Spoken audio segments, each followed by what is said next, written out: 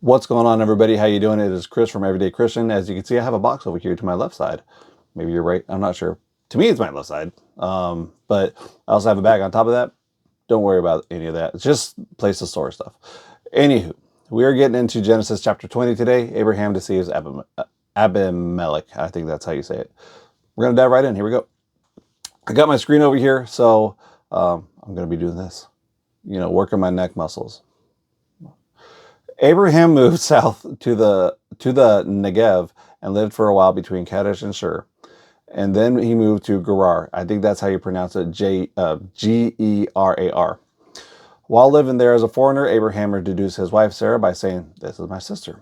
So King Abimelech of Gerar sent for Sarah and had her brought to him at his palace.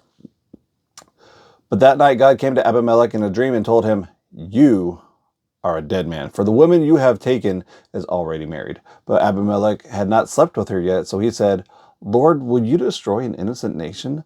Didn't Abraham tell me she is my sister?" And she herself said, "Yes, he is my brother. I acted in complete innocence. My hands are clean." In the dream, God responded, "Yes, I know you are innocent. That's why I kept you from sinning against me and why I did not let you touch her. Now return the woman to her husband, and he will pray for you, for he is a prophet. Then you will live." That's the entire sentence. Then you will live. But if you don't return her to him, you will be sure. You can be sure that you and all your people will die. Abimelech got up early the next morning and quickly called all of his servants together. When he told them what had happened, his men were terrified. Seems fair. God come to you in a dream, be like, well, if you don't do this, you're all going to die. So they were all terrified. Then Abimelech called for Abraham. "What have you done to us?" He demanded. And I'm sure it's going to be a little more harsh than that. "What have you done to us? What crime have I committed that deserves treatment like this, making me and my kingdom guilty of this great sin? No one should ever do what you have done. What possessed you to do such a thing?" And I'm sure that's kind of how that conversation went. Abraham replied, "I thought this is a godless place." That's kind of how I'm taking it. I thought, this is a godless place. They will want my wife and kill me to get her. And she really is my sister, for we have the same father, but different mothers. And I married her. Then God called me to leave my father's home and to travel from place to place. I told her, "Do me a favor. Wherever we go, tell the people that I am your brother." Then Abimelech took some of the sheep and goats, cattle, male and female servants, and he presented them to Abraham. So he also returned his wife Sarah, smart, to him. Then Abimelech said, "Look over my land and choose any place where you would like to live." Like, that blows my mind. I don't understand why that's the case. Um, oh yeah, hey, it's my sister. Kidding, it's my wife. And then he's like, "Dude, why have you done such a thing?" Abraham's like, "Look, I thought this was a godless place, and I don't want to die."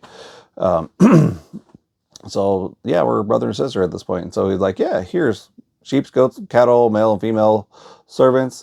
What land would you like?" And so my guess is, coming from Abimelech's places, God came to him in a dream already, was like, "Hey, this is what you need to do. This is who this dude is. He's a prophet. That's his wife.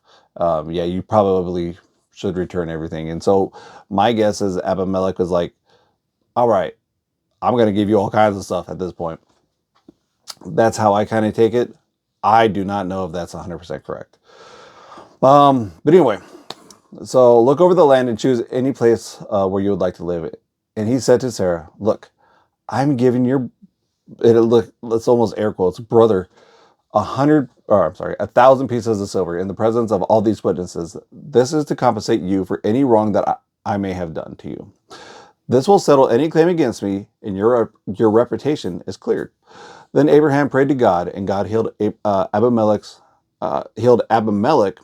his wife, and his female servants, for they could have no children. For the Lord had caused all the women to be infertile because of what happened with Abraham's wife Sarah. And so that's to me, it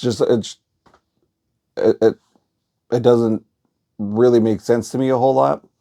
But at the same token, it makes perfect sense from Abimelech's side to be like, hey, here's some other stuff. Here's, like, I don't want to, mess with anything. I don't want to disappoint God. I don't want, you're a prophet, and, the rest of your family, just take what you need, kind of deal. And so what is he? He is king over this area. So yeah, choose what you want. At this point, I'm sure he has enough. He's like, yeah, it's fine. Take what you need. So that is how I took it. I could be 100% wrong. Let me know in the comments. I'll do my research. But again, this is just me reading the Bible and just kind of looking at it from a first glance point of view. I've read it before, don't get me wrong. But from a first glance point of view, taking it, almost word, or just reading it off the page, what are my thoughts? But if I'm wrong, I'm wrong. And I'm okay with being wrong. But do your research. Don't always take my word or anybody else's word for that matter. The Bible is here. God is definitely here and he wants to speak to us, wants to know us, wants that relationship. And we need that more than we think we do. So, but anyway, love you guys. Be cool to each other. Stay safe. We'll see you later. Be blessed.